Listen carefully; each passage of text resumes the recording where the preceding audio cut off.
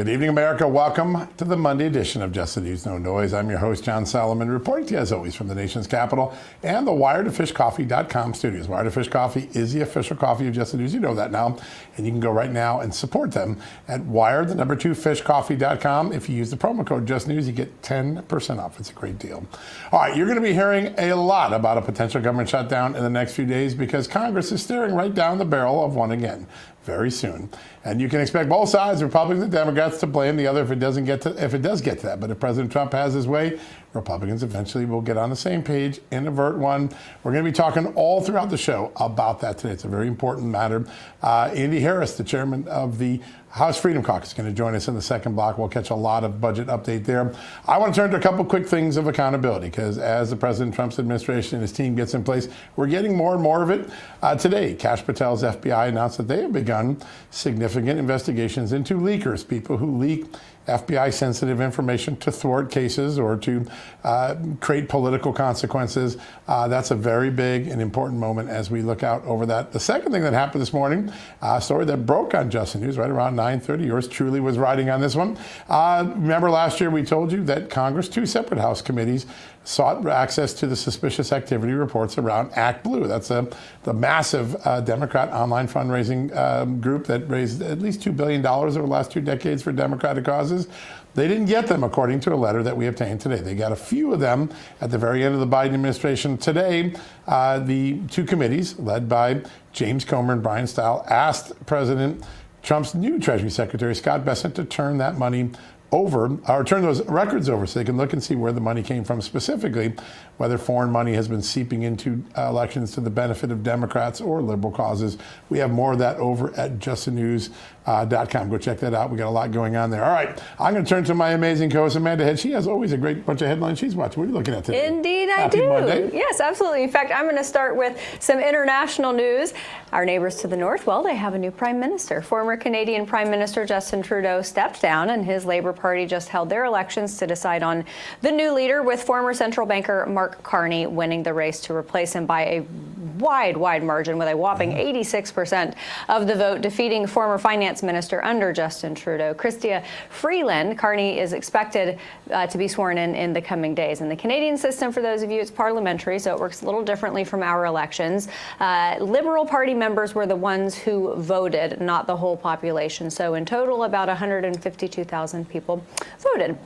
He takes over during a trade war with the United States, and so far, he's at least acting tough. Here's what he had to say about it after his victory. The Canadian government has rightly retaliated and is rightly retaliating with our own tariffs that will have maximum impact in the United States and minimum impact here in Canada. And my government will keep our tariffs on until the Americans show us respect. So that was what he had to say about the respect owed. And John, I don't know about you, but the tariff war, even though it's heating up, it seems like south of the Canadian border here in the United States, I don't know if the tariffs are really being felt, but I'm pretty sure they're being felt in Canada. The one place they're being felt are clearly in the stock market. The stock market down a lot today.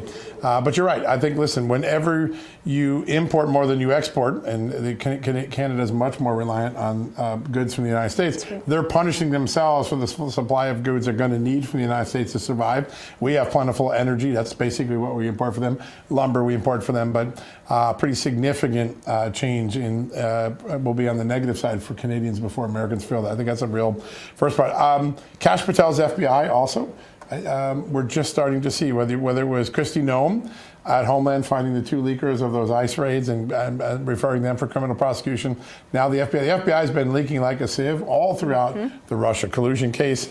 The idea that it can be stopped and maybe they get back to the business of just solving crimes and then announcing them when there's an indictment, that would be, I think, a welcome addition for a lot of people in America. Yeah, and in that intelligence community, also some news that DNI Tulsi Gabbard revoked security clearances from folks like former Secretary of State Antony Blinken and former DNI Jake All right. Jake Sullivan. Wonderful. All right. So we have our guest. On that note, just real quickly, I got some new documents today from the National Archives that we'll be talking about later in the week. And Jake Sullivan shows up. Anthony Blinken shows up in these documents to Joe Biden. Stay tuned. Hopefully we'll have something we can break on the show one of the next couple of days. We've got about 10,000 pages of documents we're going through, but we're going to have some fun with that. All right. We're very lucky to kick off the show today with one of our favorite guests, Wyoming Congresswoman Harriet Hackeman. Congresswoman, welcome to the show.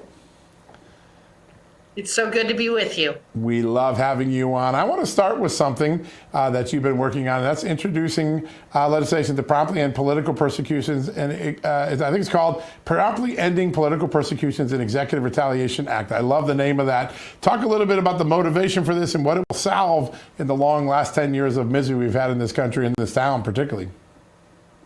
So it's Russell Fry, my colleague Russell Fry, that has introduced this, but the purpose of it is to make sure that we do not see the lawfare like what we've experienced over the last 4 years, and actually even before that, when the Obama administration attempted to go after Donald Trump for a variety of reasons. But the idea is that to the extent that a state court attempts to assert jurisdiction over a current or former federal official, that person can remove the case to federal court.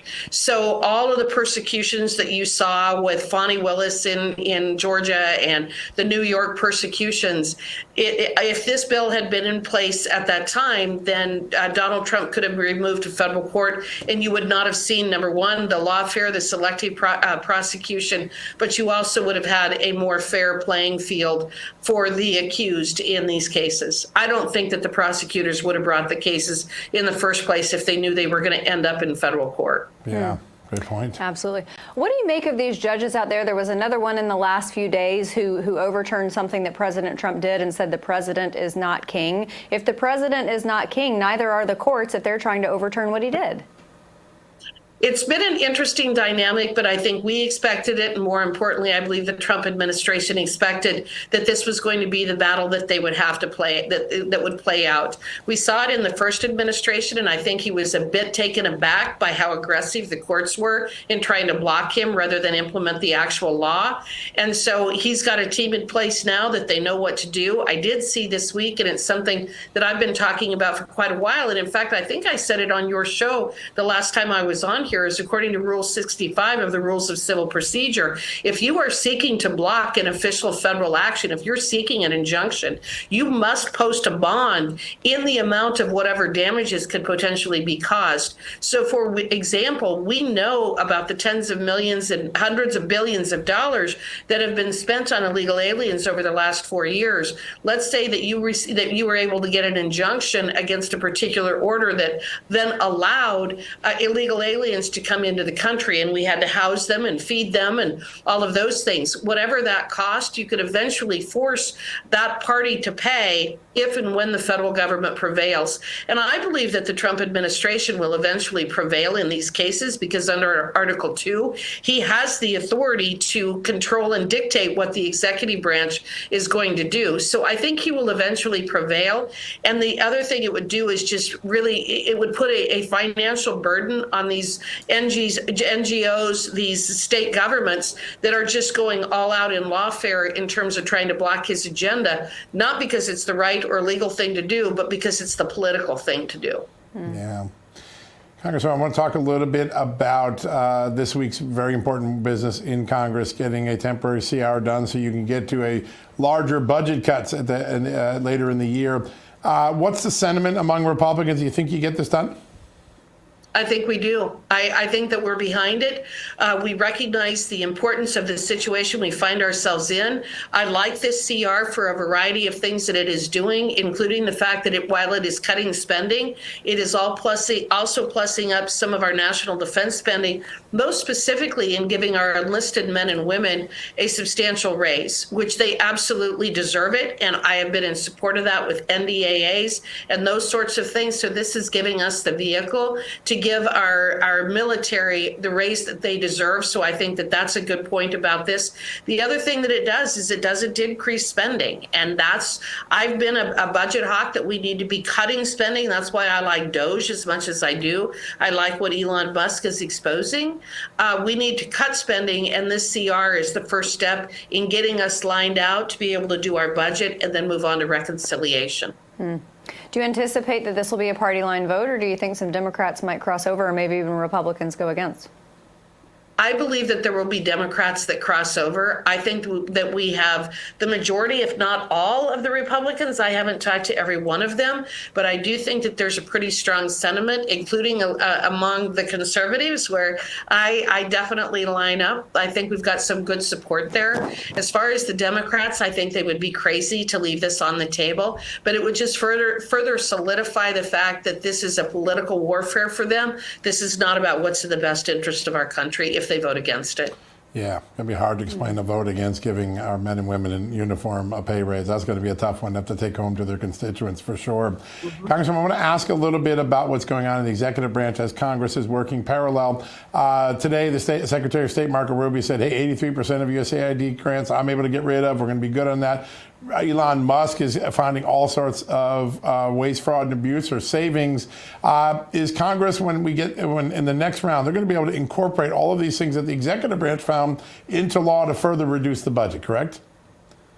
Yes, I'm very excited about the work that they've been doing. Keep in mind, a year ago, I voted in favor of abolishing USAID because I've known for quite some time how toxic it is. And the point that I've made about this agency is it's obviously not one of our most expensive agencies. I think it's $50 to $60 billion, which is an astronomical amount of money. But it was spreading such an incredible toxicity around the world. And I don't care if you're from Colombia or Guatemala or the Middle East or India or England, Europe. We believe in family. We believe in community. We believe in traditional values. We believe in Judeo-Christian values. The vast majority of us do. And USAID was being used by a select few people to spread a level of toxicity, ideas, and ideology that was incredibly destructive to our relationship with people around the world. And I think people need to understand that it wasn't just what we were funding, mostly without our knowledge. And in fact, that's a point that I made in a speech I gave a couple of weeks ago, is that even the folks who worked at USAID knew how bad it was, what the policies were that they were pursuing, that they were actually attempting to hide any kind of congressional oversight whatsoever.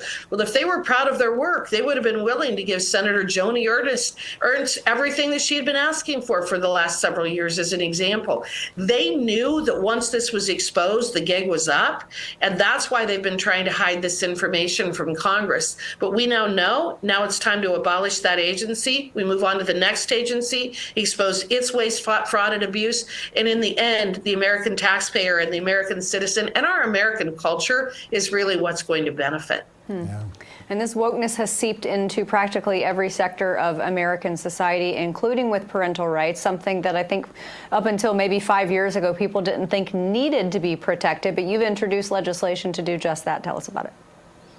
So one of the things that happens is schools will get permission from parents at the beginning of the year saying that their students can go on field trips, that they can take surveys, that they can engage, that they can participate in certain classes.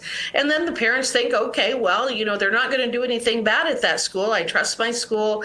They're going to make sure that they're acting in the best interest of my children. And then you find out that they're giving these kids surveys that are so completely and totally out of line with your moral authority, with what you believe in. I remember reading a survey in Wyoming many years ago that had actually been funded and produced by the University of Wyoming. It was directed at middle school students, 6th, 7th, and 8th grade students. It asked how many sexual partners they had had in their lifetime. And I'm thinking, why are you asking 12-year-old kids about this? And why are you making it seem that it would be normal that it's more than zero? It was such a bizarre thing. So what this act does is it forces the school that whenever they're going to engage in these kinds of surveys, or they're going to go, they're going to have these kids attend classes that may be contrary to their parents' beliefs, they again have to get that permission to make sure that the parents are always engaged with what their children are seeing and learning at school. So important. Congresswoman, just real quickly, as we were sitting talking here, earlier today, President Trump and his administration arrested and put into ICE detention a Palestinian who was involved in the Columbia University protests. A few moments ago, one of those federal judges we were talking about blocked the deportation of that activist. I'd like to just get your early reaction to that. So again, they know which judges to go to. They're activist judges that are not applying the law, but they are applying their social justice view of the law. Ultimately, I believe that he will be deported. And here's the thing.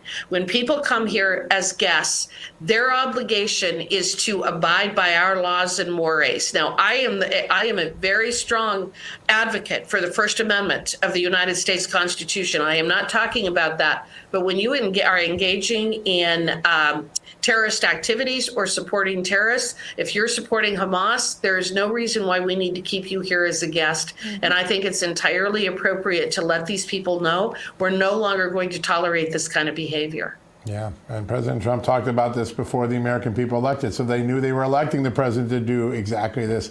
Congresswoman, as it always is, such a great opportunity to talk. Thank you for your common sense and wisdom today. Thanks so much. Thank you. Yeah, great to have you on. All right, folks, we're going to take a quick commercial break. When we come back, we're going to talk more about that continuing resolution to fund the government from a surprising ally of it, the chairman of the House Freedom Caucus, Andy Harris, will be here next, right after these messages.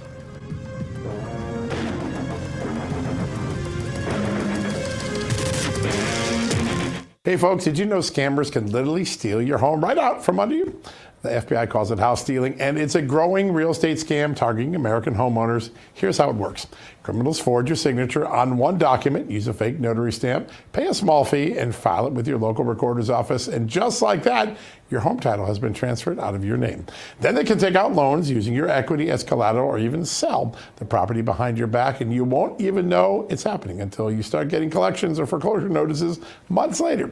So let me ask you, when was the last time you checked your home title lock? If you're like me, the answer is never. And that's exactly what scammers are counting on. That's why I trust Home Title Lock. Their $1 million triple lock protection helps keep your homes and equity safe. Here's what you get. Immediate 24/7 monitoring of your property, urgent alerts if there are any changes, and if fraud should ever happen, their U.S.-based restoration team will spend up to $1 million to fix the fraud and restore your title at no additional cost to you. And here's the best part. I've teamed up with Home Title Lock to give you a free title history report so you can find out if you're already a victim and access to your personal title expert. A $250 value just for signing up. So do this. Go to HometitleLock.com and use my promo code JTN250. That's HometitleLock.com, promo code JTN250 to get the protection and peace of mind you deserve.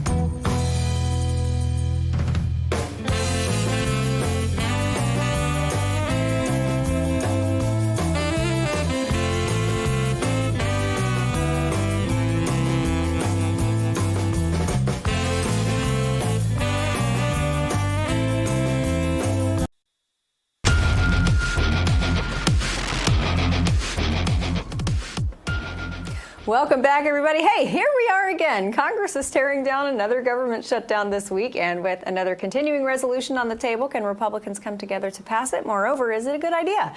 Well, this current CR is getting some support from an unlikely place, the House Freedom Caucus. And joining us now to talk about why is Maryland Congressman and House Freedom Caucus Chairman Andy Harris. Congressman, thank you so much for being here.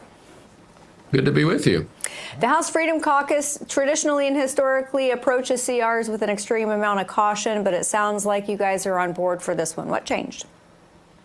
That's right. Well, I'll tell you, the traditional CR usually leads up to a big omnibus bill. And obviously, since this is a CR until the end of the fiscal year, there's going to be no omnibus bill this year for the first time in years. The other thing a CR normally does is it actually increases spending a little bit. This one actually decreases spending by about $7 billion. That's what the CBO will probably score this as. So this is a very different CR. It restricts funding. It actually helps the president fund his border enforcement. It gives a raise to our enlisted men and women in the military. It increases the food allotment in the Women's, Infants, and Children program. Again, it increases spending at the VA. This is a good CR. It's fiscally responsible, and the president needs it in order to continue the work of DOGE and Elon Musk. Yeah, that's a very important part. There's a lot of progress being made, and you want to codify that progress before the next budget bill. What is the outlook among the membership, among the Republican caucus? Is there enough votes to get this over the line before Friday? I think there is. I do believe that we're going to see exactly what we saw 2 weeks ago when people said that you couldn't pass a debt ceiling increase with only Republican votes, and we said no, you actually can if it's combined with good fiscal policy. This is the same way. People say you can't pass a CR with only Republican votes, but I say yes, you can, as long as it's combined with good fiscal policy, and this is good fiscal policy. That's great. The $7 billion in cuts that you mentioned, where does that come from? Well, it comes from a variety of places. We actually clean out the Commerce Department slush fund that Joe Biden wishes he could have spent all that money, but he didn't. So we emptied that out. We also eliminated earmarks in this CR, and we took the monies that would normally be spent on earmarks and did things like spend it on more money for the VA and more money for our enlisted men and women. Yeah, that's a winner. I think that's going to go over well with the American public. You have done a great job over the last several days knocking down some of the fear-mongering. People said they're zeroing out the toxic exposure fund at the VA. That's not true. They're hurting NIH, just the opposite. Can you knock down some of your favorite demagoguery that's been out there by the Democrats and their media allies? Well, again, you know, they say we're cutting food programs. We're actually increasing them. They say we're cutting the VA benefits. We're actually increasing the VA.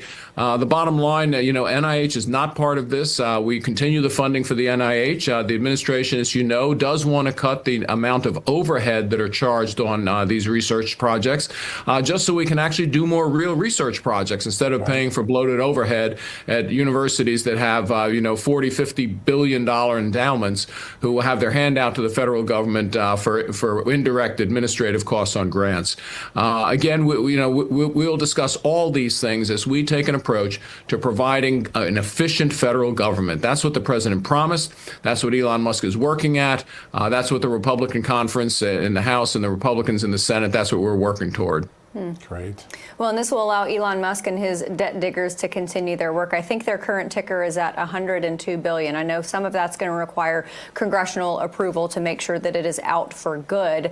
Are you getting the indication that Congress is on board once that process approaches? Yeah, so they will find savings both on the mandatory side with fraud, waste, and abuse, and they'll also find it on the discretionary side. On the discretionary side, we're going to deal with it in the FY26 appropriations bills, which are going to start bringing them through the House and within a couple of months. And by then, Elon will have fleshed out the exact savings to let us pinpoint where we can decrease the appropriations. On the mandatory side, we should be able to deal with that in reconciliation. Again, in 2 or 3 months, we should be piecing together and passing that reconciliation bill, which of course includes an extension of the tax cuts with the Trump tax cuts. But it's also going to deal with some of the mandatory program savings for fraud, waste, and abuse that Elon comes up with. Yeah, huge. Really huge opportunities here. So I want to talk about something that Secretary of State Marco Rubio announced today. Now that he's in charge of USAID, he said that 83% of those programs have been canceled. They're not important to his foreign policy approach, and that's a huge savings. It's not codified in this CR, and of course the next one will have to still be crafted, but there's savings going on every day just in front of our eyes, right? That's absolutely right. So the president is withholding some funding. At some point, there may be an impoundment issue showdown because the president will probably impound some of the monies. And some of them he can actually send to Congress in what we call a rescissions bill, which actually asks Congress to confirm spending a decreased amount of money. So he can do it through Congress with a rescission bill. But I believe he has the power to do it through impoundment. I believe that when Congress passes an appropriation bill, it sets a ceiling. It doesn't set a concrete floor. That's a great point.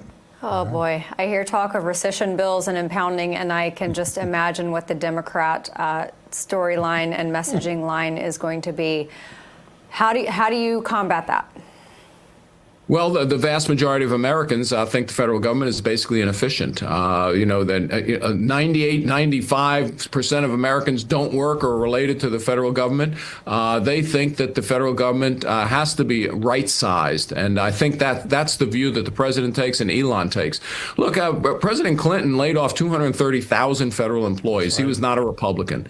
President Clinton understood that every once in a while, and now it's been 30 years since then, you actually have to go through any business or any government, and you have to right-size it. And that's what we're doing. And when we have a $2 trillion deficit that's driving up interest rates, driving up inflation, the average American will agree with us.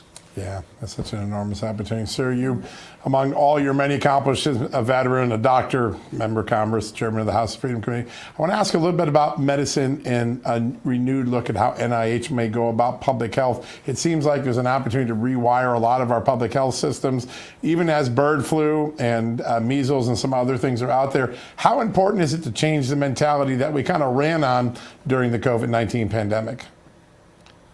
Well, that's a great question because, the National Institutes of Health is actually the National Institutes of Disease.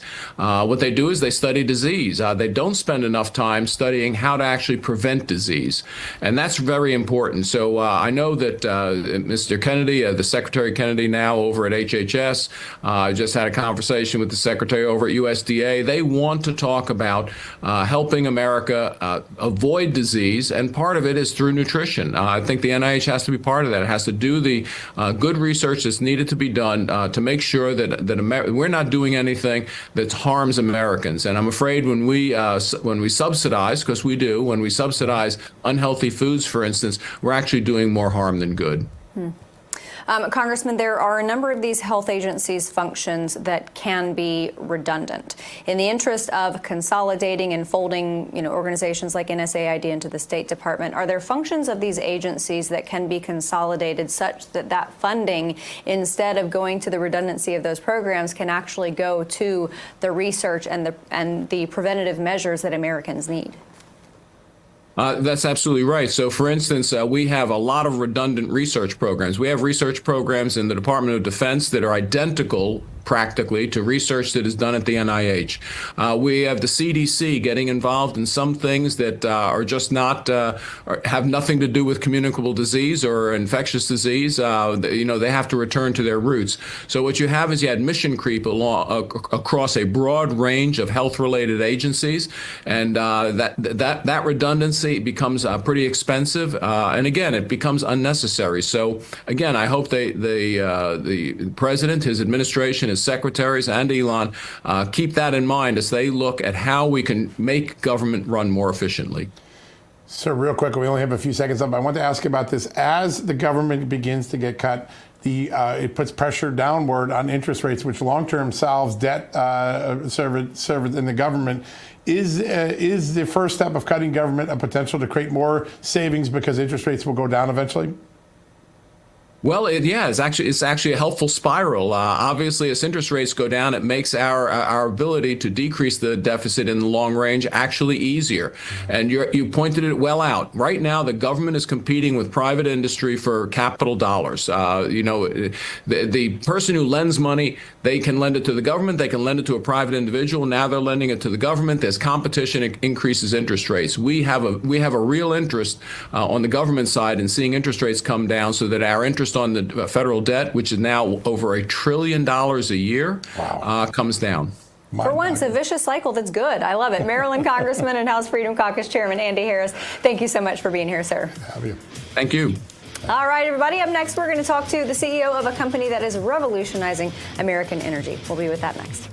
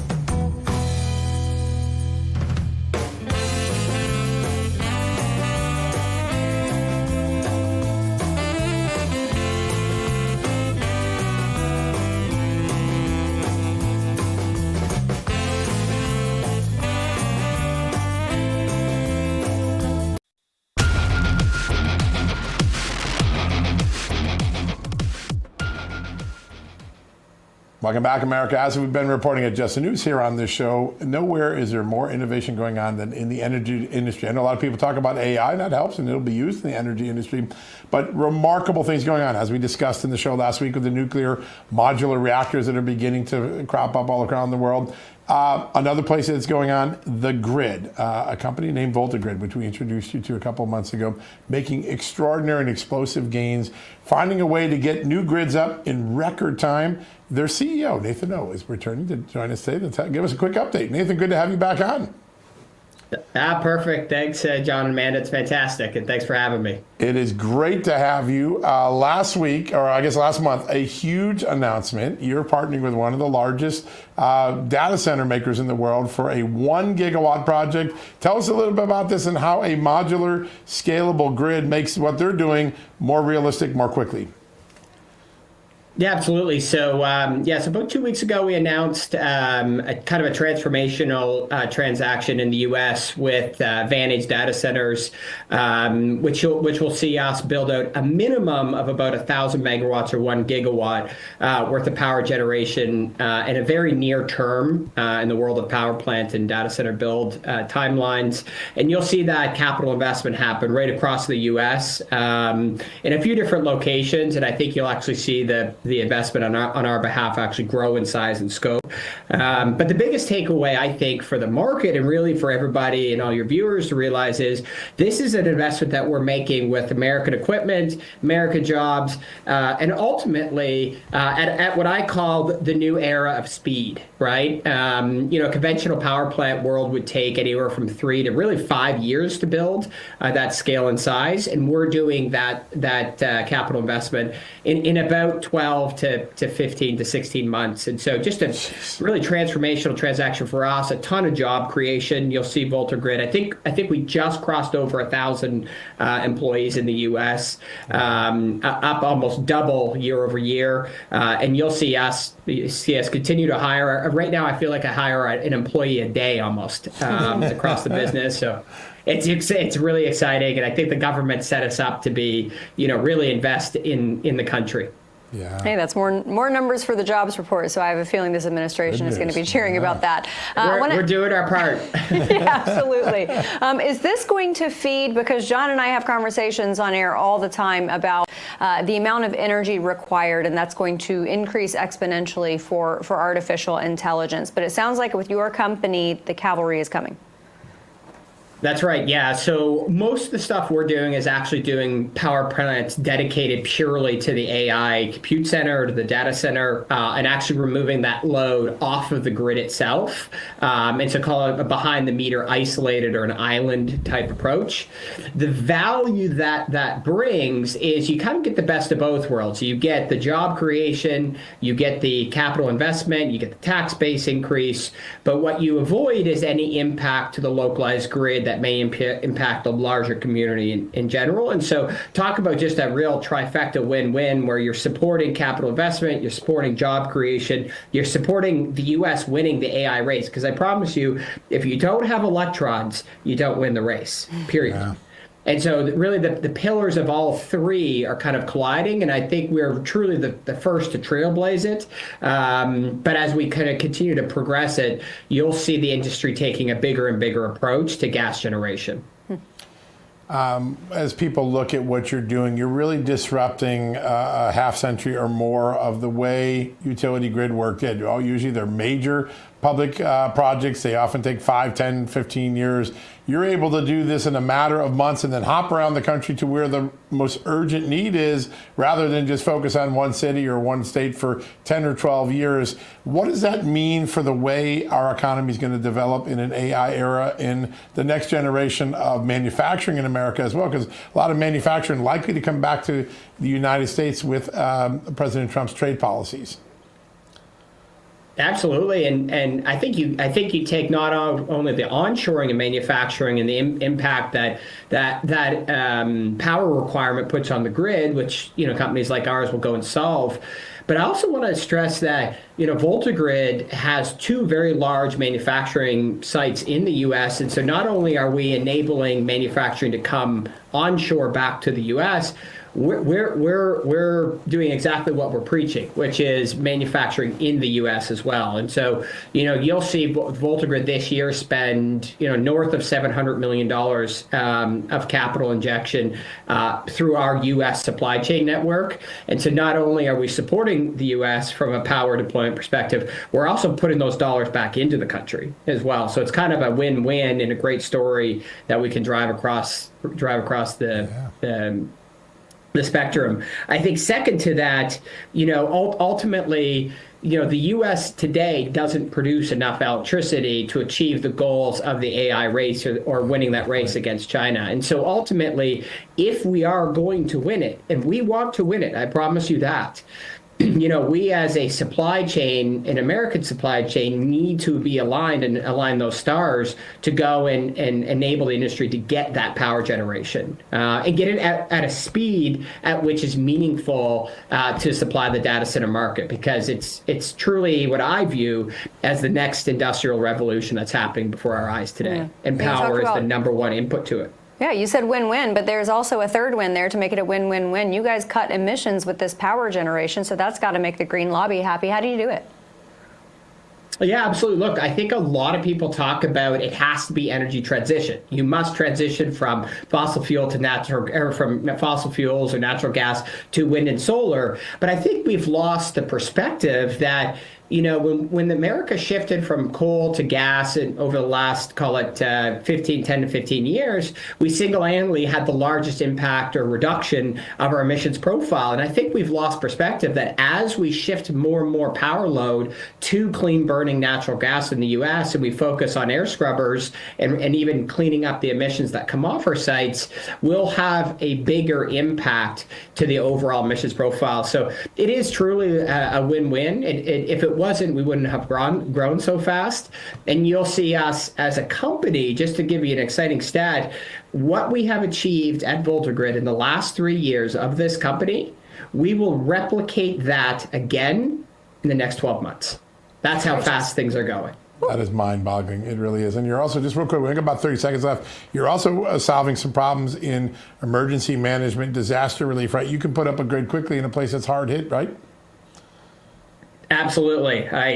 We had our first inbound from overseas as well. So things seem to be speeding up in the emergency power response business. But we're really excited about the U.S. AI industry and the data center markets in the U.S. Yeah. It is truly a one-in-a-lifetime opportunity. This is game-changing and economy-changing technology, what you're doing, Nathan. Just remarkable. Thanks. I know how busy you are. Thanks for making time for us on the show today. Great update. Thanks so much. You're awesome. Thanks so much for having me. Yeah, what a great conversation. What a great technology. And what a great innovator Nathan is. All right, we're going to take a quick commercial break. When we come back, more on all the waste, fraud, and abuse the government's uncovering. Yes, it's happening every day. We're going to speak with the Vice President of the Government Accountability Institute, Eric Eggers, next.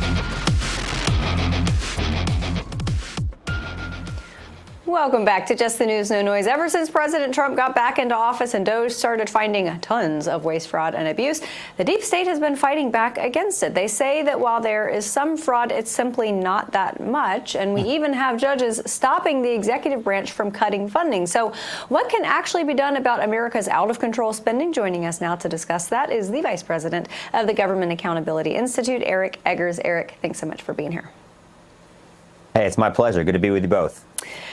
The optics are not great for Democrats because it appears that they oppose rooting out waste, fraud, and abuse. Maybe that's not true. It's the optic. But maybe they are just opposed to the means by which it's happening. Can you parse that out for us?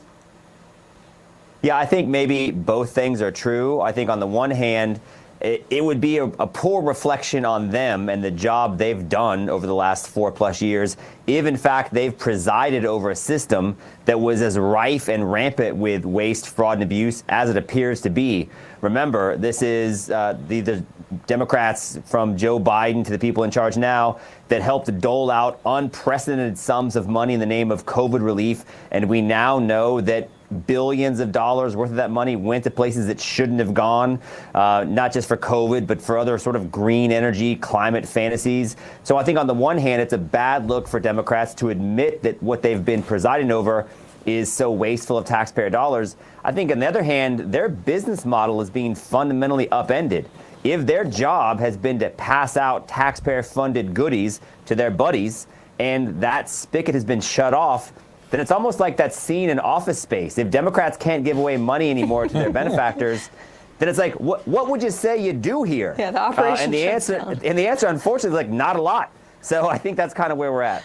Yeah, without the power of the purse, there's no power at all in Washington. That's exactly right. Eric, I want to talk a little bit about something that Congressman Andy Harris mentioned on the show earlier today. He's the chairman of the House Freedom Caucus, on board with getting a temporary CR to get to this bigger savings. He said he thinks that the combination of Congress enacting rescissions, meaning pulling back money that had previously been approved, and President Trump simply impounding money, refusing to spend it even if it was authorized, that there could be larger savings than most Americans are counting on. Those are two terms we seldom hear in Washington, rescission and impoundment. Tell us, do you think there's maybe a historic cut on the horizon for us? You know, that's an excellent idea, and I commend the congressman for suggesting it. I did some research on this because it's a term that we're now using. So President Reagan used, I think, 101 rescissions, or just over 100 in his 8 years in office. George W. Bush used 0. And, you know, I think it just speaks to the shift that we've seen. Some people wanted to take cutting the budget seriously and cutting the deficit and debt seriously, and others clearly have not. And I think it's telling that George W. Bush hasn't, you know, from then on, basically, we started to see Washington, D.C. become incredibly wealthy and incredibly powerful. The 4 wealthiest zip codes in this country are not around Silicon Valley, which actually produces something. They're around Washington, D.C., which only collects our money. And so I do think the fact that they're even suggesting using things like this is a very promising sign for the United States taxpayer. And, I mean, consider this. You're now seeing the media narrative shift from, well, how much waste, fraud, and abuse could there be, to now that $105 billion with a B has been identified. The narrative is not, oh, my gosh, I can't believe there's that much waste, fraud, and abuse. It's, well, that's not enough to really get the U.S. debt and deficit under control. I mean, that's how successful this DOGE effort has been. So we're now in however many figures that is. I think it's 9. And so, you know, and the cuts will only continue. And there's still a lot more to look at. They haven't even got to the Pentagon yet, John. Yeah. So, I mean, imagine how much more money they can find. Oh, my gosh. Yeah, I hear the chainsaws going already. Yeah.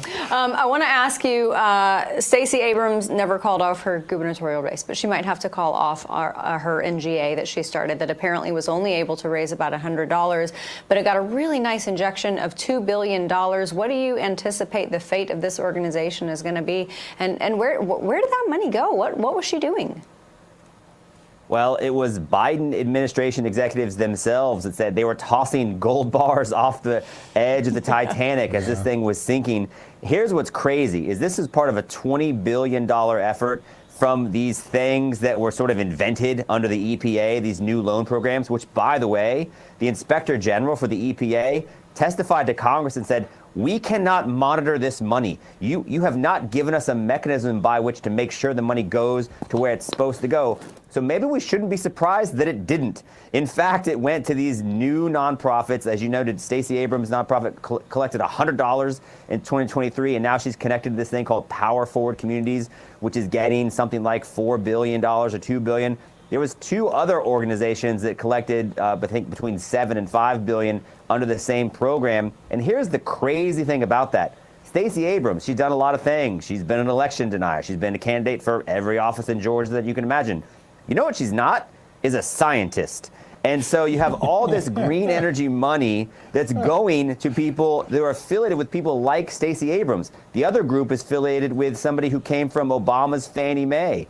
And actually, and no kidding, another group is led by somebody who used to be in charge of the loan program at the Department of Energy under the Obama administration after the Solyndra scandal.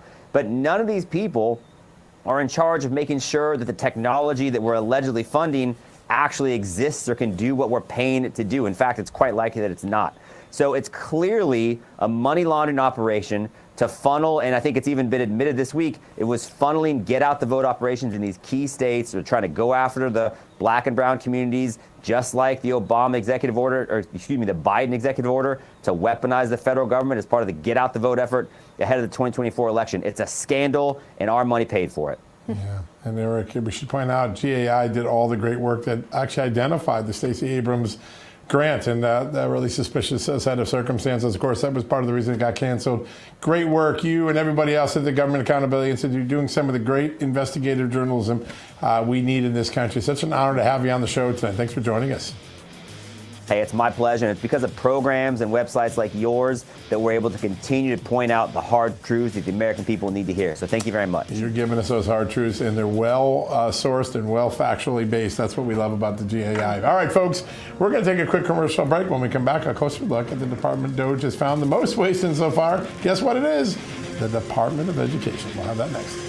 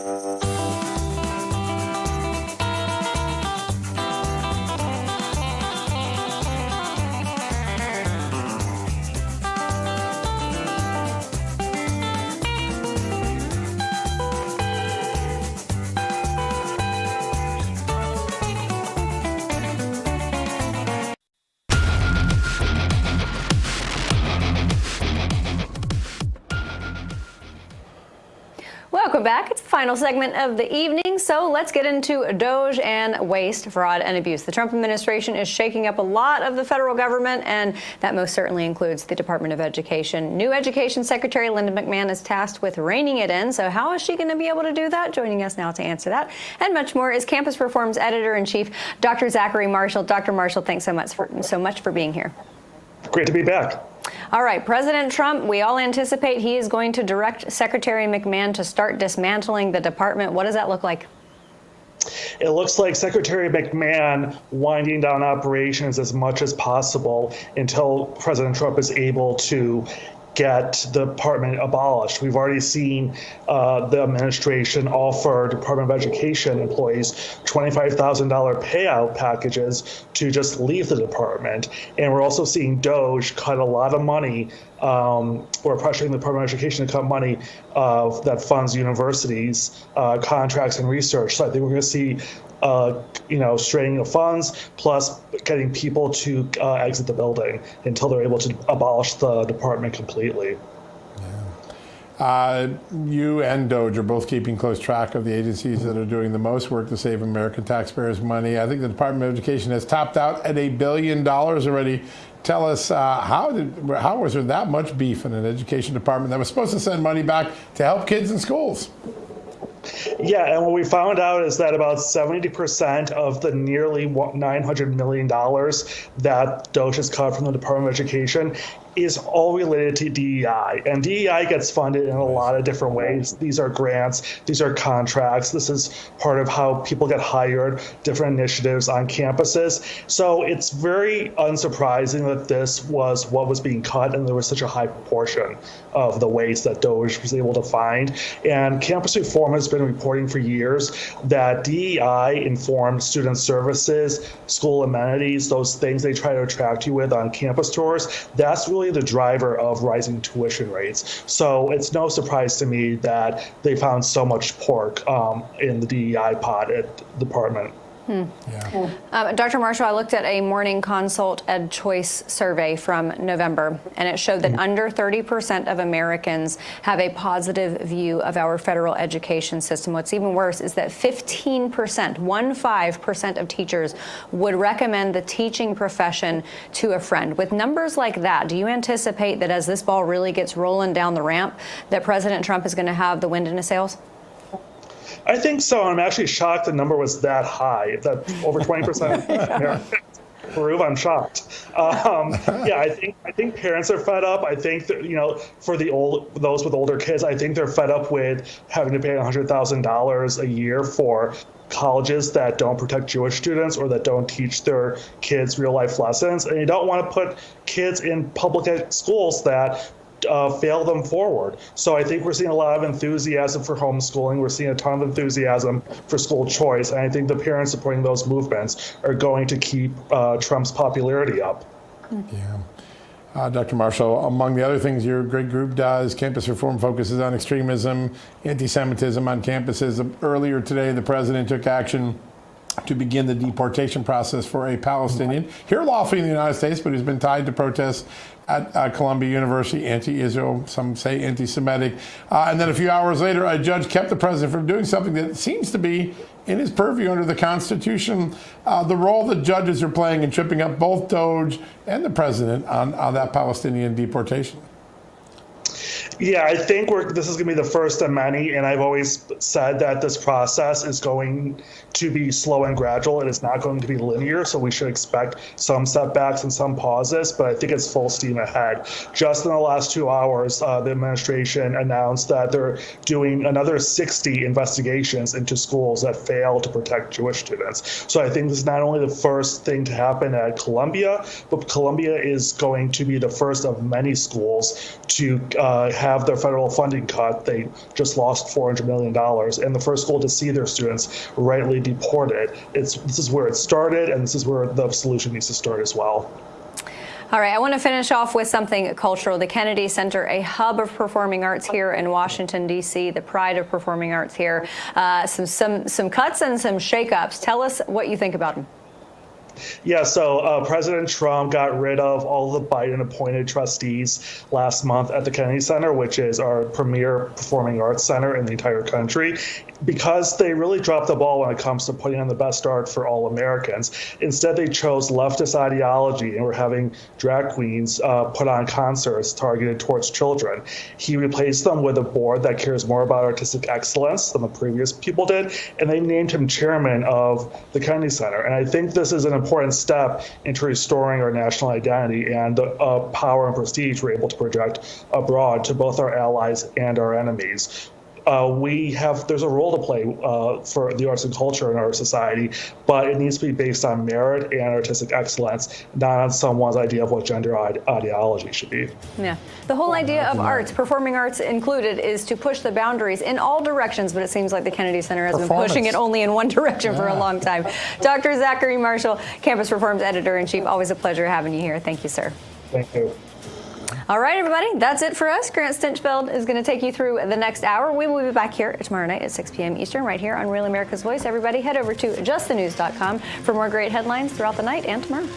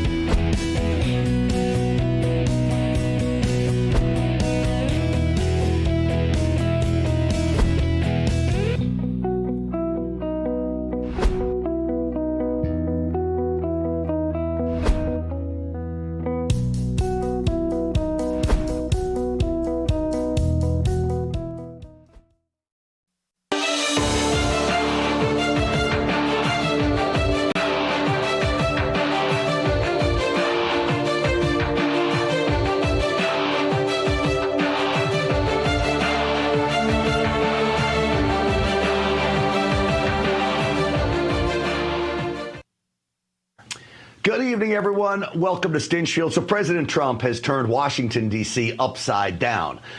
Things that I remember going one way are now going another, and this is all great. But there's something I want to talk about tonight. This continuing resolution. It's basically the budget that needs to get extended. Now, President Trump is asking conservatives, asking Republicans to make sure they vote for what he is calling a clean CR, meaning there is no increase in spending. It does kick the can down the road. I'll acknowledge that. And I can't, well, no, it's not that I can't remember the last time I ever supported a CR. I have never supported a continuing resolution until today. I now support it because things are different in Washington. President Trump is cutting spending where Congress never has. President Trump's Doge team is literally getting it done. So the Democrats may want to shut the government down to stop Trump, whereas before we wouldn't support a continuing resolution because you had to figure out some way to cut spending. Well, we're doing that now.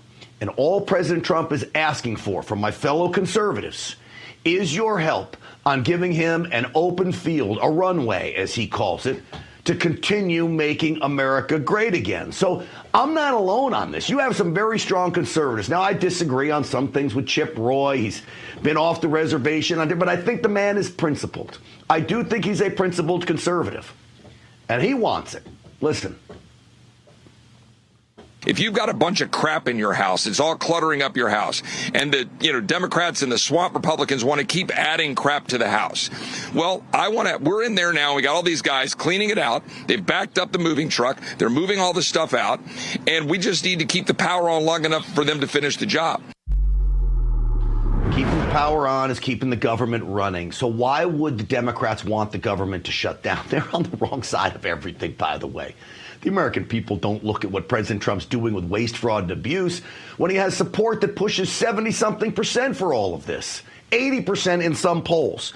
You keep the government open because you will then continue mass deportations as well. This is what we want. We want those men and women of ICE going around and rounding up the gang members all across this country and getting them on out of here. You also keep the Doge team hard at work finding all of these ridiculous grants, all of this ridiculous spending, all of the waste, fraud, and abuse, the diversity, equity, and inclusion. You keep that on the track of getting cut on the chopping block. Even many of my Freedom Caucus friends are with me on this idea to vote for the continuing resolution. So there is some backup here already, all right? For anybody that says, hey, we don't want to do this, you got Freedom Caucus guys. Guys like Clay Higgins. You don't get more conservative than this former sheriff from Louisiana who's now a congressman. The final bit of leverage that the Democrats have to slow us down is the threat of shutting down the government. And we have to get past that. And we're going to get past that in just a few days.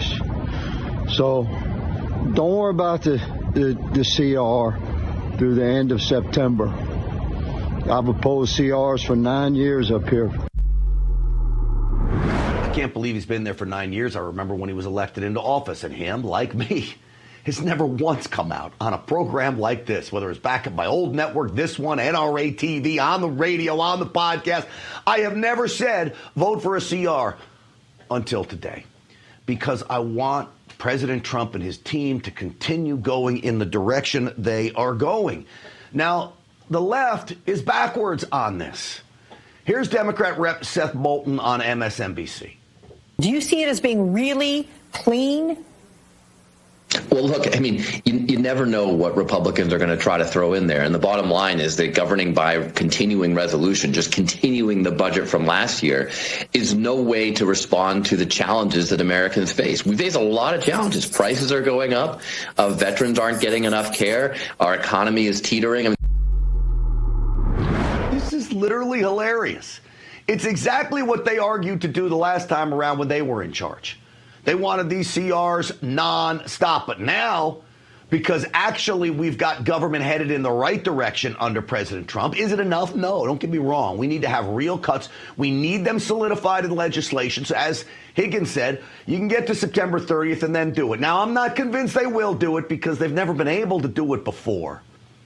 But let's give them a chance at it here so we keep heading in the right direction. Now, how do I know Democrats are imploding? I mean, literally shooting themselves in the foot. Van Jones, no conservative. This guy's a radical on CNN. He sees what I see. Look, man, we're screwed. I mean, we don't know. No, Democrats don't know what to do. This is a nightmare. Somebody like Donald Trump, we thought we'd at least have Hakeem Jeffries in the speaker's chair to hold him back if we didn't have Kamala in there to do the right thing. Hakeem Jeffries doesn't know what he's doing anymore. Again, all of these people are spouting off arguments to stop President Trump from doing what the American people want, and that is to secure the border, get criminals out of this country, cut waste, fraud, and abuse, balance the budget, all of these things, drain the swamp, all of these things he's doing. If you think that was an admission, it actually gets better from Van Jones. Listen, the Democratic Party is going through a massive set of internal crises. You have a party that got trapped two ways.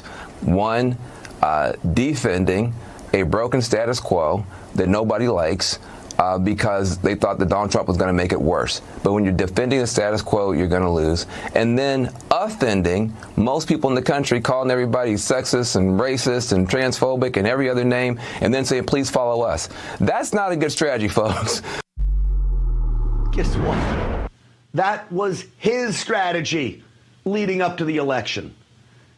He now at least sees the light. I'll give him an applause for speaking truth. He realized that that whole name-calling thing, calling us racist, isn't going to work because more and more black Americans came over to our side because they realized we weren't racist and we wanted the best for America, opportunity for all. You can't defend the status quo. That's the bottom line. So here is my offer to any of my conservative lawmakers out there that I would have normally blasted, right, if they voted for a CR. How many years have I been here blasting conservatives, Republicans for supporting a CR? I'm not going to blast you on this one. And I have backup. My buddy Charlie Kirk on this network, he's not going to blast you for this either. Mark Levin's not going to blast you. All of us here are unified on this. So you've got some cover on this to vote for the continuing resolution. All right? Moving this budget on till September 30th. Listen to Lance Gooden. First, let me just remind you, how many times did you hear Nancy Pelosi say Republicans are irresponsible for not supporting keeping the government open? A lot. And now here we are. Democrats are refusing to vote for this bill. It's a clean CR, continuing resolution. It's got a few things in it. It funds veteran services. It ups spending on border deportations for ICE. Our border czar has been coming to the Capitol saying, I need more money. I can send more out of here, but I need more money to do it. This does it. There are no pet projects. Good. And here's the last reason I would tell you to vote for it if you're a member of Congress on the fence about this. President Trump wants it. President Trump is the man who brought us to the dance. I told you. I'm going to do what he wants until he proves me wrong that he can't get it done. But he's never done that. Everything this man has done, it turned out to be true. It turned out to have worked. So I'm going to support it because President Trump wants it. That's my last and final reason, and it's a damn good one. Well, joining me now, Executive Director for America First Works, Ashley Hayek is with us. Ashley, welcome to the program. Thanks for having me. I appreciate being on. All right, Ashley, I bet you're like me. Have you ever supported a CR? Well, you want Congress to make decisions, to have a balanced budget, to do the right thing. But we are at such a unique point in time. Democrats are backed into a corner. They have really no place to turn at this point.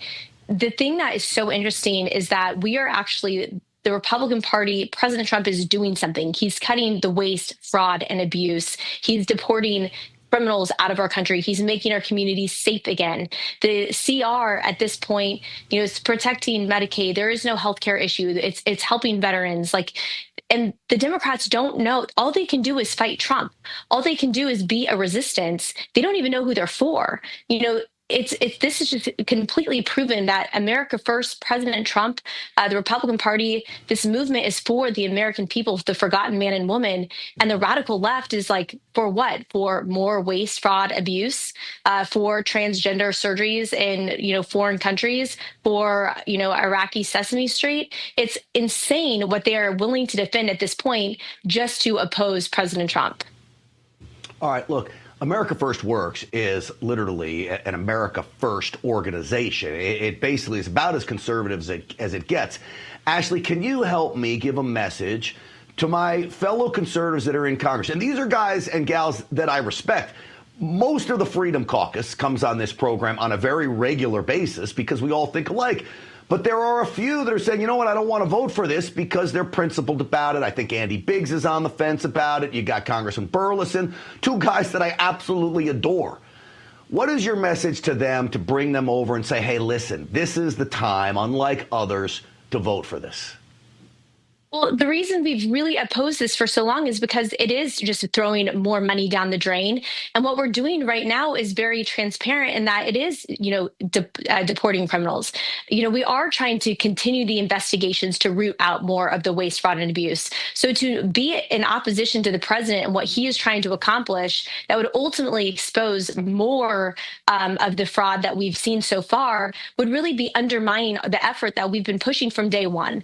And so it's time to get on board. And you know what? There will be primaries of people who are not on board with the president's agenda. We've already heard rumblings of it after the nominee process where people were not getting on board there. And it's going to continue through the budget push and reconciliation as well. This is the time. We have the wind at our back. The party is unified more than ever before. It is time to, take this mandate that the people have given to President Trump and help us get this across the finish line.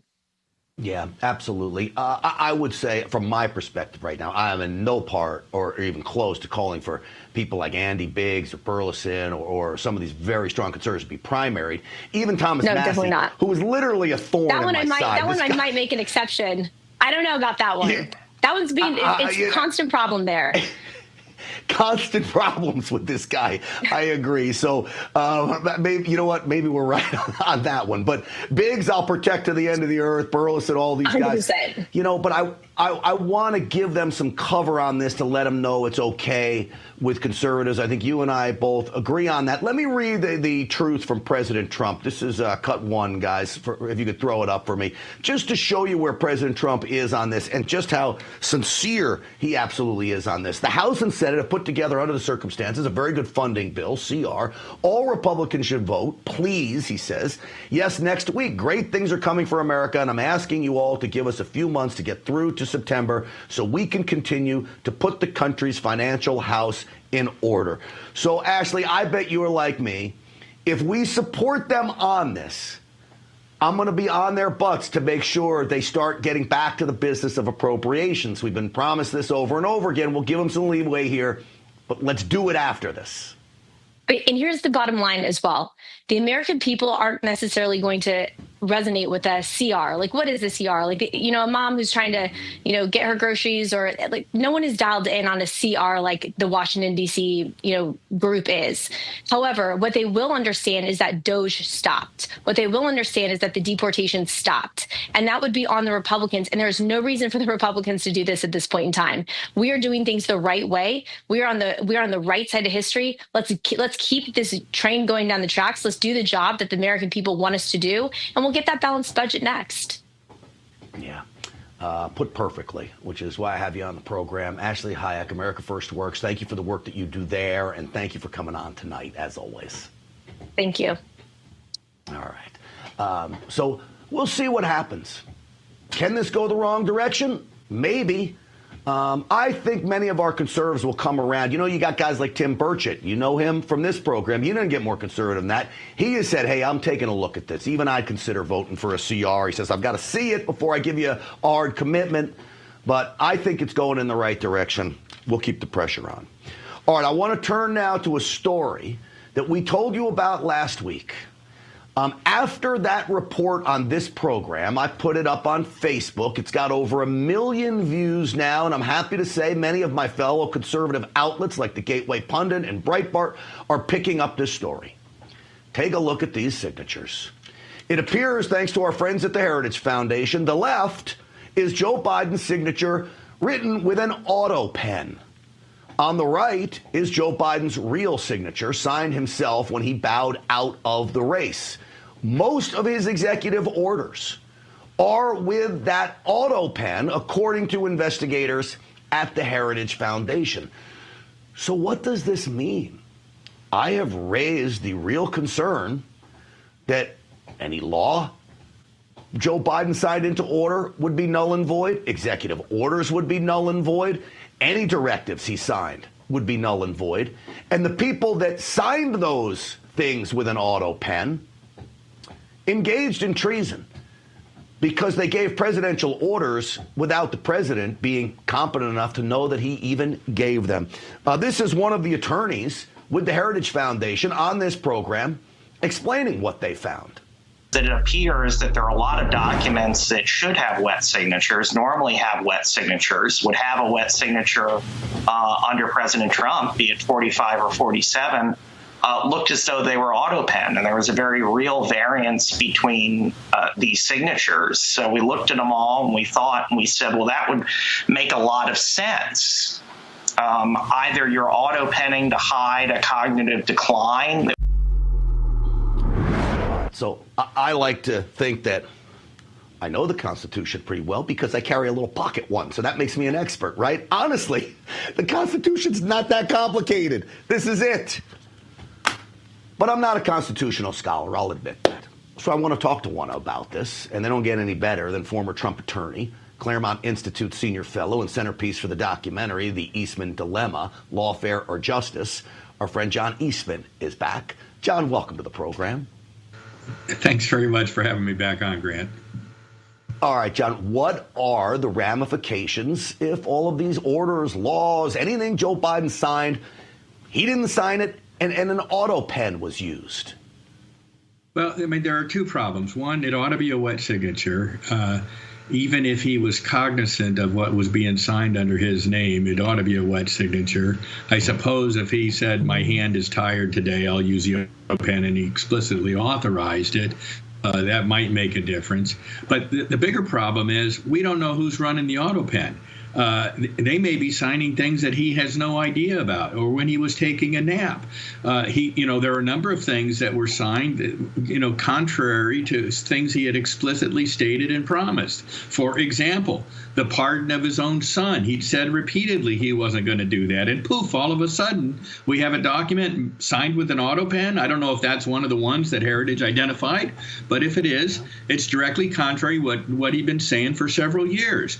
One has to wonder whether somebody that was unelected was signing things without his permission, without his knowledge. And if that's true, then those things are null and void. And the person that was doing it was committing forgery or fraud. And these things ought to be fully investigated. And I think we've got the Attorney General of Missouri asking the Department of Justice to fully investigate this. Because it affects Missouri students, citizens that he's responsible for. And these things ought not to have happened, and it appears that they did. All right. You have to prove now, did you approve these things from Joe Biden? Did he know or didn't he know? And if you can prove that he didn't know, pardons would be null and void. You have to take them back. I mean, executive orders that maybe are still in place, or even laws that he signed. I mean, I'm thinking about the infrastructure bill and all of these giant pieces of legislation. If he didn't know he was signing it, I mean, the ramifications, what happens? You unwind all of those things? Well, under the law, anything that's signed with a forged signature is null and void. We've never had this conundrum arise on a presidential signature on things that he has absolute power to have done, like a pardon. If it wasn't him that signed the pardon, then the pardon is void. If I were the J6 committee members and staff that got pardoned, I'd be very nervous about right now. If I were Hunter Biden and one of the documents was the pardon for Hunter, I'd be nervous right now because things would be unraveled because they're void. I don't know how you prove whether he knew that it was being signed on his behalf or not. That's a difficult proof problem, but this is a monumental scandal. I mean, there ought not to be. You use an autopen for sending thank you notes for people that write a letter, and you write the letter and it's typed and you use an autopen. You don't use it for signing certifications and official documents and legislation and constitutionally authorized things that require the president's signature. Look, I'll give Joe Biden this. On some of these big pieces of legislation, you probably could go back to some speeches where he's supporting it and they could prove that he supported this and you get around that. But some of these smaller things, as you mentioned, the pardons and all of these things, that's going to be a real problem. So I used to be an investigative reporter, mainstream media. And the most simple way of finding out information was one's reporters usually forgot to do. And that's simply call up the subject and ask him. Maybe the easiest way to find out whether Joe Biden actually signed them was just sit him down and interview and ask him. You never know what you're going to get from this guy, John. Last word. Well, we had some of that in January of 2024 when Speaker Johnson met with him, and he had apparently signed, maybe with an autopen, an agreement or a sanction on energy in Europe that he had no knowledge. He thought he had signed a bill to sign a commission or create a commission to study the matter. He had no idea. So two problems there. His cognitive level was not up to making decisions. They hid that for a long time. And even when somebody was put something in front of him that he actually live signed, he didn't know what it was. I mean, he's not making a decision. But then the autopen scandal is layers beyond that. Of this is fraud, and how many of the grants that were sent out, like the $2 billion to Stacey Abrams Fund and the $59 billion, all these things, how many of that were pursuant to executive orders that were signed by an autopen? It really is stunning, and I do think we need to get to the bottom of it. I bet an awful lot. Real quick, because I'm real short on time. Is it treasonous if somebody used the autopen to sign something Joe Biden had no knowledge of? Well, it's certainly illegal and unconstitutional. Treason is defined specifically as aiding and abetting our foreign enemies. So unless one of them had that implication of it, it's not treason as the Constitution defines it. But certainly fraud and impersonating a federal official. This is one of the charges against me and President Trump down in Georgia, that when the electors signed a document saying they're the certified electors, they were committing fraud and forgery and impersonation. This is actual fraud and forgery and impersonation. And the people that did it need to be investigated, and if warranted, if it turns out they were signing it without any authority, that's a major federal felony. Yeah, it sure is, with huge implications for this country. This is a big story. The mainstream media, no surprise, is ignoring it. Conservative media is catching up on this. John Eastman, it's always great to talk to you. I appreciate you weighing in for us. Thank you. Thank you, Grant. Take care. Absolutely. You too. All right, folks, we'll continue to follow that one because the ramifications could be huge. Here's one for you. It's no secret that America's healthcare system is broken and its future is uncertain. Don't rely on chance. Prepare for medical emergencies with the Wellness Company. They're doctors or medical professionals that you can trust in their line of prescription medical kits. This is one of them. Is the gold standard when it comes to keeping you safe and healthy. From the flu to COVID, a trip to the beach, trip overseas, the Wellness Company has a prescription kit designed to keep you and your family safe. Make America healthy again starts at home. Do your part and protect the health of your family. Go to twc.health/voice. Use the promo code VOICE to save 10%, and your family will be safer for it. The damage caused by Biden's open border policies continue to rear its ugly head. Another heartbreaking crime. That next.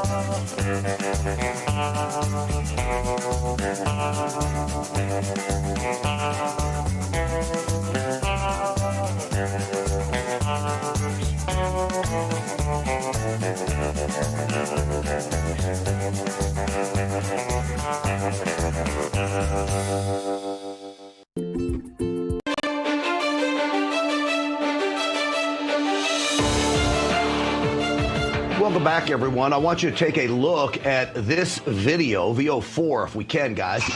This is a crime taking place in Inglewood, California. You have two goons here illegally, say police, as a fire truck goes by. The victim, Juan Johnny Sanchez, trying to stop them from stealing his catalytic converter. And you know what they do? They don't drive off. They have the chance to. Instead, they shoot and kill the man.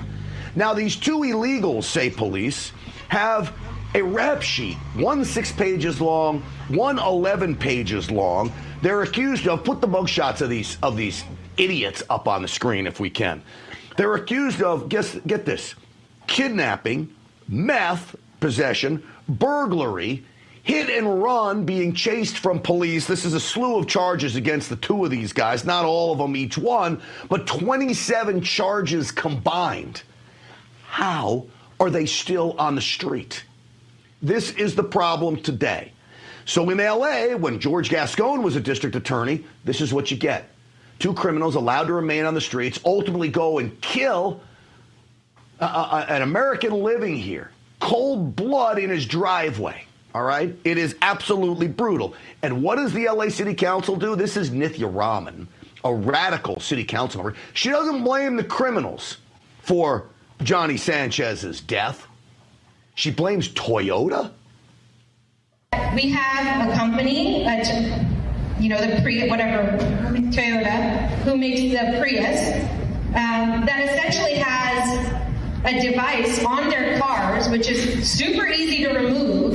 It's basically the value of a MacBook, right? That is put in a place that is incredibly easy to access in your car. And then the thefts related to this issue have essentially all of the costs of that are given to us to bear instead of them having to manufacture a car that actually is not so easy to be stolen. These people are dopey. I'm telling you, they're just plain dumb. The catalytic converter is part of the exhaust system. You can't put it under the hood. It's got to be behind the engine as the exhaust goes through it. California's hell-bent on cutting emissions. The catalytic converter does that. What do you want Toyota to do? Where do you want to put this? How about you enforce crime in your city and don't blame Toyota for criminals stealing parts off of their cars?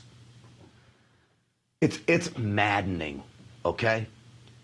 I want to turn now to Mexico, VO11 if we can. This is the Mexican president, Claudia Sheinbaum, in a defiant speech over the weekend. About 350,000 people, we are told, showed up to hear this speech. It was defiant against America. Listen. We are not extremists, but we are clear that there are some unalienable principles. We can't give up our sovereignty. Our people cannot be affected by decisions made by foreign governments or hegemonies. In this case, we'll act immediately. Your people can't be affected by the decisions of foreign governments? Let me tell you something. Mexico, I mean, no disrespect here, but there's an old-fashioned Texas saying called, "Who's your daddy?" And it's the United States of America, and Donald Trump at the helm is Big Papa, okay? Or Big Papi, as they like to say. I hate to break the news to Mexico, but this government, this country, can affect your decisions. This is why the Mexican president better get on board with stopping illegal immigration and the flow of fentanyl into this country and stopping the cartels from killing Americans. Joining me now from Mexico City, a man who was at that speech, here to weigh in on what this means for Mexican-American relations. Real America's Voice correspondent Oscar Ramirez is here. Oscar, welcome to the program. Grant, it's always an honor to be with you. Thank you for the invitation. Oscar, you're Mexican. Are you offended by me telling the Mexican president the old Texas saying, "Who's your daddy?" and it happens to be the United States? No, it's not. And you know what? I am pleased. And 350,000 people were content and they were pleased and they were applauding that finally we're working in a bilateral system and working in a bilateral decision that the Mexican president, the whole speech, Grant, she was praising the administration of the United States, saying that she is okay. We're having a respectful relationship, a dialogue, and that is the way that they solve these situations with the tariffs. But ultimately, the most unbelievable thing, the shocking thing coming from a leftist government is the thing that she said about the trafficking of fentanyl, that it has decreased since the month of January. Get to hear this, Grant. Until now, 40% it has decreased the flow into the northern borders. Also, she said that we are not adversaries. We're not enemies. We're allies. We're supposed to be working together. Also, she said that she's willing to combat the fentanyl trafficking to help the United States of America so the youth, they can save the youth of the United States of America. But the most amazing thing, Grant, and I will stop right there. Go ahead. No, I want to correct myself. So here I started off saying it was a defiant speech, the soundbite I heard telling her that nobody can affect the people. But you're telling me the majority of the speech was okay then. This actually makes me feel better about things, Oscar. It was completely the opposite, Grant. We were in shock. The most amazing thing in talking about immigration and the disaster that just happened in L.A. that you were mentioning, it is what she said that is completely what America First, the ideology, it is also that. She said that she is for legal immigration, that she's for the human right of migrants. But ultimately, the solution for this humanitarian crisis of the illegal immigration is to fix their countries first and to make their countries great. I was in shock when I heard this. I was like, wow, we will never ever heard this under the Biden administration. And now that the government of Mexico is being pushed to the wall because of the threat of a tariff, because designating the cartels as terrorists, because they are really pushing the corrupt politicians to work, this is actually pushing the president to take the decisions and to ultimately act and be respectful to the Trump administration and to have a dialogue and to be respectful with both relations. All right. This is a radical leftist. There's no doubt about that in my mind. I don't think she probably says these things willingly. I think this is because of, as you said, the pressure that President Trump is putting on her. Either way, that's fine with me. I don't care how you get there. Just get there. How did the people respond to this? How did the Mexican people, 350,000 of them, I saw the drone video you shot, a lot of people there. How did they respond to this change of attitude? They were content. They were pleased. A lot of the people that they were behind them, they were not content. They were not pleased. A lot of the people that they were not happy at all of what they were saying. A lot of the people in Congress, a lot of people that they were representing, Claudia Sheinbaum, Pardo, the president, they were not happy of what she was saying. But ultimately, at the end of the day, this was, something that it was different. It was shocking. And the first thing that is most important is that both of the governments are collaborating to make things better. Well, it's good news, and I'm glad you set the record straight, because here's the deal. When it comes to things that happen in Mexico, Oscar, there's nobody I trust more than you, who is literally on the ground in the middle of it all. So when you say it, everybody out there, Stinchfield's Army, take it to the bank. Oscar Ramirez, I appreciate you, buddy. Stay safe down there, as always. Thank you so much, Grant, for the invitation. Absolutely. Thank you for keeping us informed. All right, so a little bit of a bright spot there. Okay, here's my thing. I don't know. Maybe I'm so jaded. I don't trust anybody anymore. You know Ronald Reagan's old line, trust but verify. It was like the one line I always say Ronald Reagan actually got wrong. The line should be verify, then trust, maybe. That's what I add at the end. Verify, then trust, maybe. Maybe I'm too jaded. I don't know. But it's kept me out of a lot of trouble, my philosophy. All right. It's probably gotten me in some trouble, too, for that matter. All right. Hey, you don't buy a life jacket when the boat is sinking, or gold when the economy has collapsed. Look at today. 900 points. The Dow is down. Gold hit an all-time high, though, in 2025, proving that many people are taking the advice of using gold as a safe haven. And to do this, you can, too. Just act today. Birch Gold can help you. Birch Gold can get you diversified into physical gold to help you convert your IRA or 401k into a tax-sheltered gold IRA with no cash out of pocket. So here's what you do. Text America to the number 989898 for a free info kit with no obligation. Birch Gold has an A+ rating with the Better Business Bureau. Birch Gold secures your future with gold. All right, could the transgender cult lunacy be coming to an end? The Trump administration is taking steps towards that next.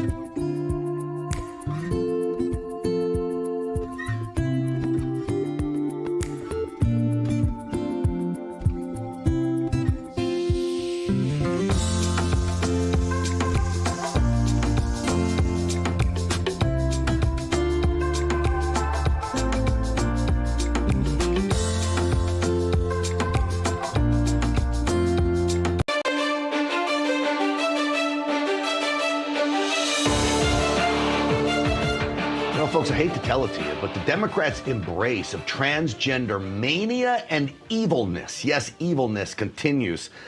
This is a punk rocker at a Bernie Sanders event who, the lyrics of the song are blasphemous. I don't even know with all the bleeps if you're going to even be able to understand what he says. We'll try.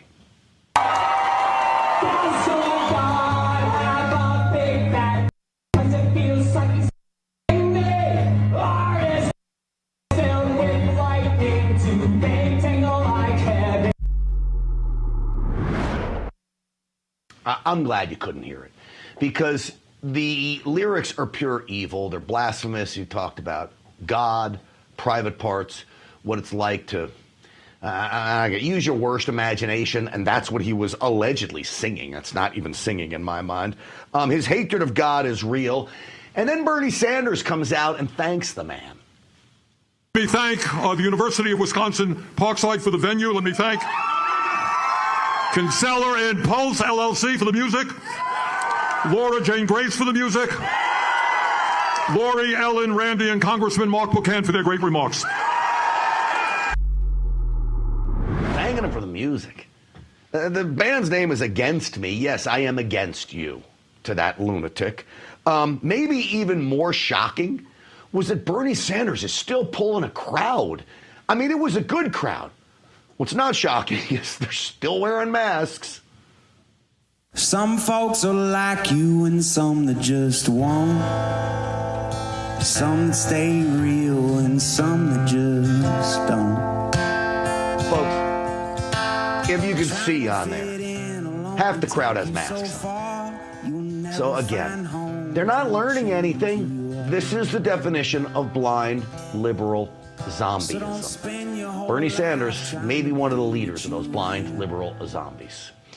I want to bring in now host of Turning Point Tonight, a new show which airs right here on Real America's Voice, weekdays at 10 p.m. Eastern Time. Joe Bob is back with us. Joe Bob, great to see you, my friend, and congratulations on the new show. Thanks, Grant. I really appreciate you having me. I do have a bone to pick with you, though. I'm blind by the videos you saw me, and I've gone deaf from the song you just played me. I no longer have any senses. Why did you do that to us? Well, I'm sorry. I guess it's probably a good idea. Don't air it tonight on your program. But this is what I do. I like to show people the worst of the worst, to let them see what's out there and how our kids' minds are just getting infected like this. But all jokes aside, our kids' minds are still being infected like that. I can't believe the crowd he pulled, Joe Bob. Yeah, that actually was the biggest thing that I thought was fascinating with this whole thing, and seeing kind of some video clips you guys played. It is fascinating that Bernie Sanders can pull, 3,000 people to an event where people, I guess, deny reality up and down. What is really interesting, too, regarding the trans singer, look, people have, varying degrees of how they think the economy should run. That's Bernie's big thing, like the socialism thing.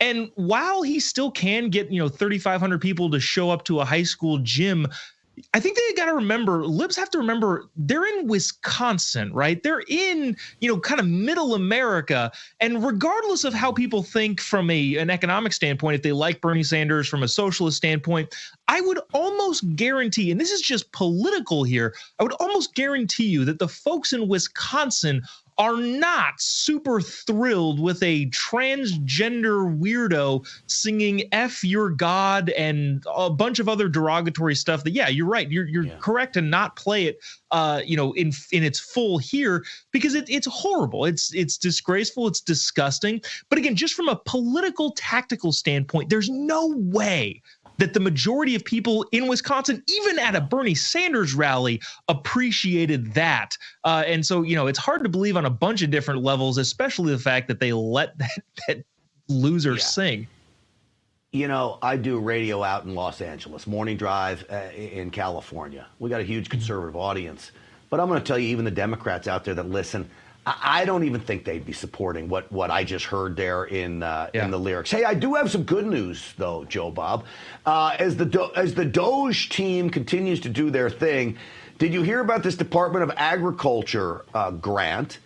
got canceled. $600,000 that was recognizing the menstrual cycles of transgender men. I don't know how you recognize something that doesn't exist, but $600,000 on this nonsense, Joe Bob.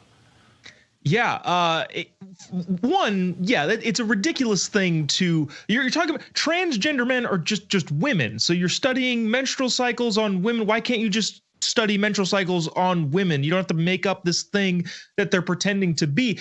What I think is most fascinating about this is people heard you correctly. You said the Department of Agriculture was funding this. I don't know. What is the Department of Transportation also funding transgender whatever? What about, I don't know, the department, the Bureau of Land Management? Well, of all of the departments, right? Wouldn't you, if you were going to perform a grift and dole out money to your cronies, which I think is exactly what this is ultimately, but wouldn't you house it under something that's a little bit more realistic? Like at the very least, if you're going to be corrupt in a more believable way, like have the CDC fund that sort of research, obviously in quotes. Don't put it under the Department of Agriculture. Well, I think the CDC's grant money was for the studying of transgender mice. And I think they canceled that one too, even though it was under the CDC. Joe Bob, I wish you all the success in the world on your show. Airs tonight, right? You guys have started already, 10 p.m. Eastern time, right here on Real America's Voice. And it's always a pleasure to have you on, buddy. Thank you for coming on tonight, as always. Thanks for having me. We'll see you later. Absolutely. All right, folks, here's something for you. I want you to visit sacredhumanhealth.com for grass-fed beef liver capsules. That's right. They're rich in nutrients, support heart, brain, and immune system health while boosting energy. Sacred Human Health's beef liver capsules are a natural alternative to synthetic vitamins and provide nutrients in the form your body knows how to use efficiently. You can save 10% right now. Just use promo code PATRIOT for 10% off these and other supplements like sleep and collagen. Go to sacredhumanhealth.com. This is a group run by conservatives. They are conservatives. Sacredhumanhealth.com. All right, X was hit by a major cyber attack today. Elon thinks he knows where it came from. My guys over at Rumble were hit with a cyber attack today. Was it the same people? We don't know. But they're attacking what amount to be outlets of freedom of speech. We'll get into this next.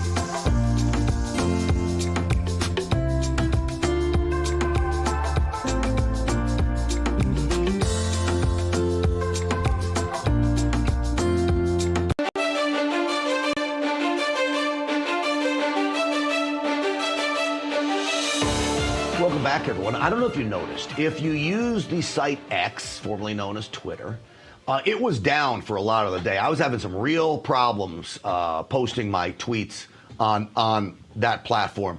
Elon Musk tweeted out this, quote, "There was, still is, a massive cyber attack against it. We get attacked every day, but this was done with a lot of resources, either a large coordinated group and or a country involved. Tracing. So what was the country involved? Well, Elon Musk said they figured out where some of this attack had originated. This is him on with Fox Business. There was a cyber attack on X today, which shut it down and may have been foreign sourced. Yes. It's a big story. You want to give us a moment on that? Well, we're not sure exactly what happened, but there was a massive cyber attack to try to bring down the X system with IP addresses originating in the Ukraine area. All right. It doesn't mean the Ukrainians are behind it. What it does mean is another confirmation of what I've always told you, that Ukraine is one of the most corrupt nations in the world, and you would have easily cyber attackers coming in and posting up inside that country if it wasn't from Ukraine itself. The other thought was this post that was posted on X. There's a group suggesting that the site had been taken down by Dark Storm because of X's support of anti-Hamas, what they call propaganda, and what I call truth. So I had a couple friends after seeing that post say, Grant, you must be responsible for them attacking X because you're constantly posting negative things about Hamas and calling out the left for their support of a terrorist organization. Then today, as I'm trying to do my podcast, I can't get my stream going on Rumble. You know, YouTube has all but knocked me off. So that's where my podcast is, on Rumble. I urge you all to go subscribe to it. Grant Stinchfield, just type it in on the Rumble channel, hit the subscription button there. Super helpful. We couldn't get up. Well, I text my friends, executives over at Rumble. They, too, were under a massive attack. There is no word whether those two attacks are connected. My assumption would be that they are. And my assumption is also because they are two platforms that embrace freedom. They do not censor. X doesn't censor anymore for the most part. Rumble certainly doesn't censor. This is why I believe they were most certainly attacked. Real quick on the issue of Stacey Abrams. Remember, she got a $2 billion grant, 20 times the revenue of her nonprofit Forward Communities had gotten before, $20 billion from the Environmental Protection Agency. Well, she talked about the work they were doing there. Listen to this. For 75% of the community, they got appliances that are lowering their bills right now. We had one woman who saw her electric bill cut in half from $180 to $98. That's what we delivered. And based on that program, a coalition of organizations, famous organizations, came together and said to the EPA, if we can do this here, we can do this for millions more Americans. They're giving them new refrigerators and other appliances. This is a vote buying scheme. She basically openly admits it. So I guess the Democrats have moved on from cell phones to now appliances. They couldn't get your votes with the cell phones that were free, so now they'll buy you a free refrigerator. $2 billion. They're deceitful, man. They really, really are. This is cheating, and now they're being exposed for it. All right, coming up next, maybe the Democrats are getting to the point where they want us to make fun of them. They want us to make fun of them. Oh, there's this circus clown, Rosa DeLauro. We'll see what she's up to.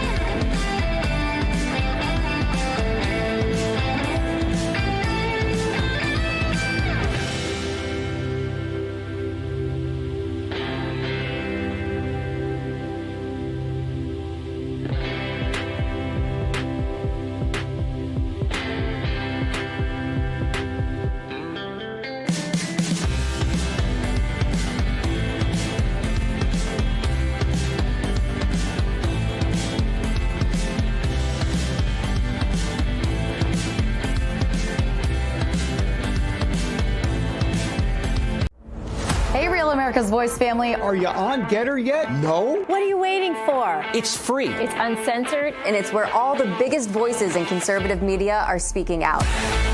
Download the Gettr app right now. It's totally free. It's where I put up exclusively all of my content 24 hours a day. You want to know what Steve Bannon's thinking? Go to Gettr. That's right. You can follow all of your favorites. Steve Bannon, Charlie Kirk, Jack Posobiec. And so many more. And the best part? You can watch Real America's Voice right there on Gettr. Live. So join the conversation. Hop on the Gettr chat room. Engage with patriots who are just like you. Good morning, Gettr friends. We're breaking news, we're delivering the truth, and we're doing it on Gettr every single day. So don't wait. Download the Gettr app now. Sign up for free and be part of the movement. It isn't just an app. It isn't just a social media platform. It's a community.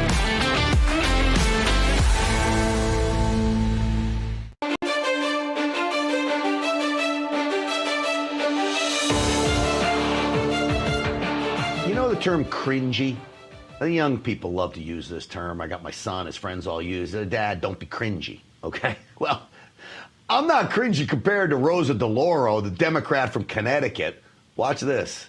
All right, besties. House appropriation is the money moves in Congress. We are not chasing the bag. We are the bag. Democrats are making life smoother through government funding. It's giving, it's giving. So Sigma, main character energy. But Republicans' Project 2025 is mad sus. Oh my gosh. Sus, skibbity, these are all words my son uses. You name it. Sigma. What were some of the other ones? I've heard them all before. But they're meant for teens, okay? Not Rosa DeLauro. Stinchfield's Army rolls. See you tomorrow night.